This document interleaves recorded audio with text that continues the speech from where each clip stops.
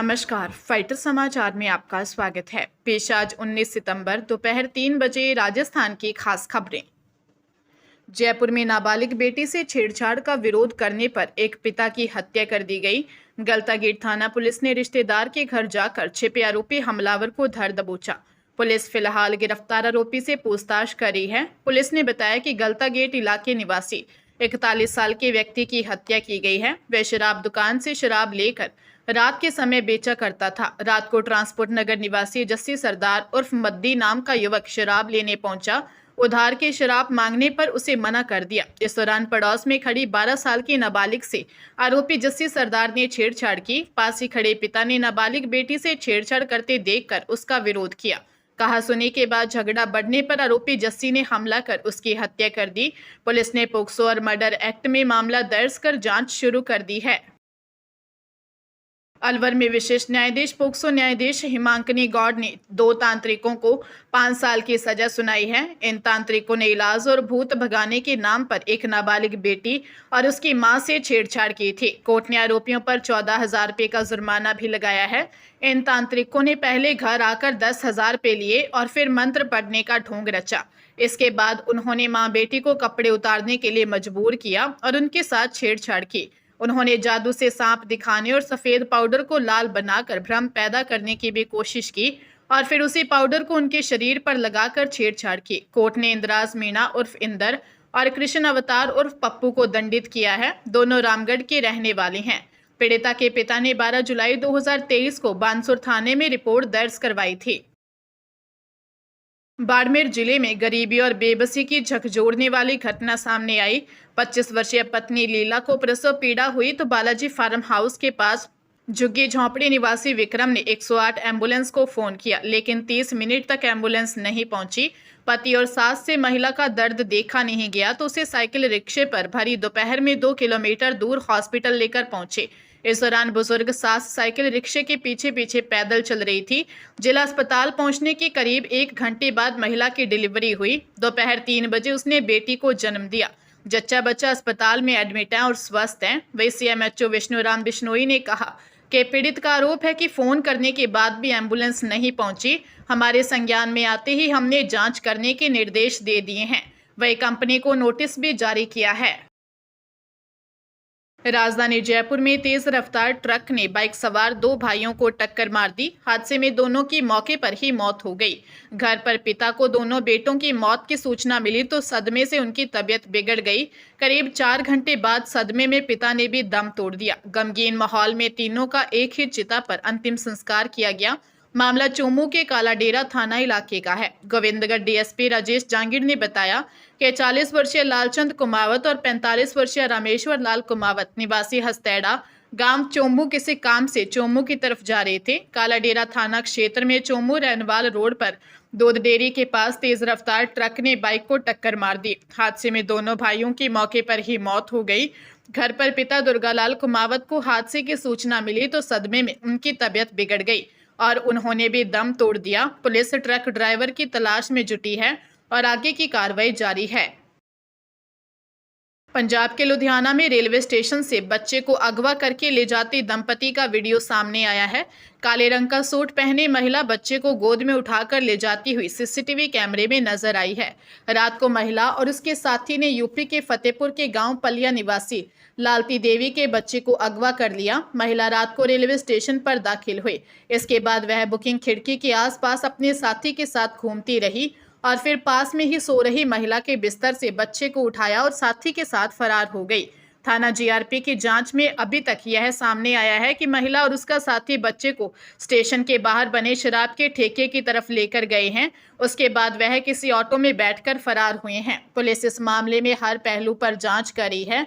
SHO Palvinder Singh के अनुसार police टीमें बच्चे की तलाश कर रही हैं। जल्द ही मामले को सुलझा दिया जाएगा।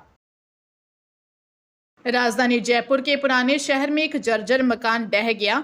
हादसे में सास और बहू दब गई। बुजुर्ग सास की मलबे में दबने से मौके पर ही मौत हो गई, जबकि बहू घायल है। घटना सुभाष चौक थाना क्षेत्र के झिलाई हाउस की है। मौके पर पहुंचे नगर निगम के डिप्टी कमिश्नर ने कहा कि उन्होंने इस मकान गिराने के लिए 12 अगस्त को नोटिस भी दिया था, जबकि आरोपी मकान मालिक ने कहा कि उसे कोई नोटिस नहीं मिला।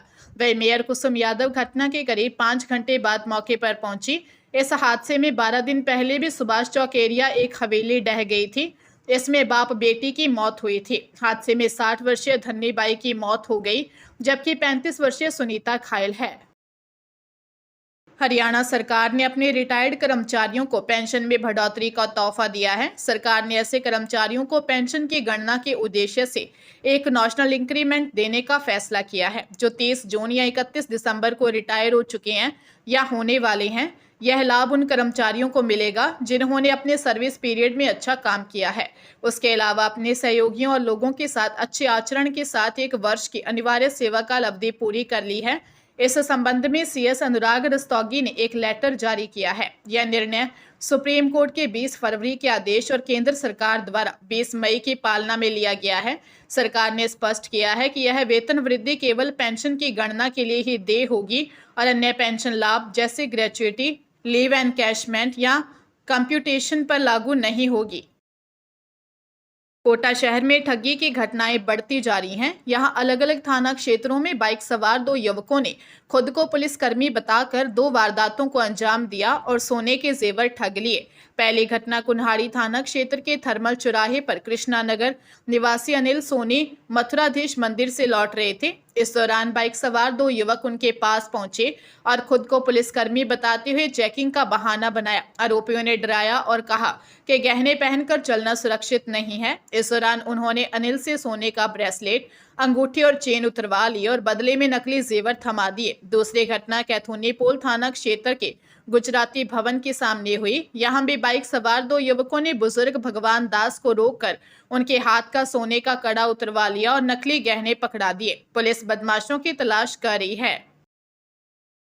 झालावाड़ कोर्ट के विशिष्ट न्यायाधीश एनडीपीएस प्रकरण बरकत अली ने अवैध मादक पदार्थ की तस्करी के आरोप में कृष्ण कुमार और जंग बहादुर को 4-4 साल के कठोर कारावास और 25-25 हजार रुपए के जुर्माने से दंडित किया है। विशेष लोक अभियोजक शैलेंद्र सिंह पंवार ने बताया कि मामला 18 जुलाई 2019 का है। असनावर के एसआई मनसीराम अवैध गतिविधियों की रोकथाम और धरपकड़ के लिए गश्त पर थे। वे असनावर से थाना अकलेरा होते हुए थाना घाटोली पहुंचे और डुंगरगांव घाटी NH 52 पर नाकाबंदी शुरू की।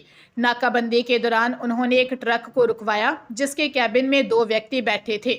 उन्हें नीचे उतरकर ट्रक की जांच की तो सफेद पॉलीथीन थैली में 7 किलो 100 ग्राम पोस्त डोडा चूरा भरा हुआ था, जिसके बाद खलासी कृष्ण कुमार भागने लगा। पुलिस ने उसे दौड़कर पकड़ा। पुलिस ने दोनों को गिरफ्तार कर कोर्ट में चालान पेश किया।